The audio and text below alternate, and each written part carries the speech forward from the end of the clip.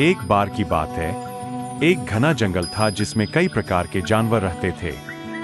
उसी जंगल में एक चालाक लोमड़ी और एक सीधा साधा कौवा भी रहता था।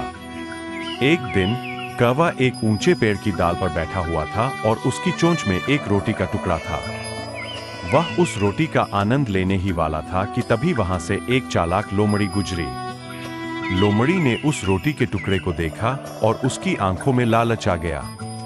उसने सोचा, अगर मैं इस रोटी को किसी भी तरह से हासिल कर सकूं, तो मेरा दिन बन जाएगा। लोमड़ी ने कौवे की ओर देखा और मीठी आवाज में कहा, अरे कौवे भाई, तुम कितने सुंदर और सुरीले लग रहे हो। मैंने सुना है कि तुम्हारी आवाज बहुत मधुर है। क्या तुम मेरे लिए एक गाना गाओगे?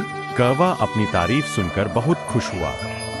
उसने सोचा, मैं वाकई में बहुत अच्छा गाता हूँ, मुझे इसे दिखाना चाहिए। जैसे ही उसने गाने के लिए अपनी चोंच खोली, रोटी का टुकड़ा नीचे गिर गया।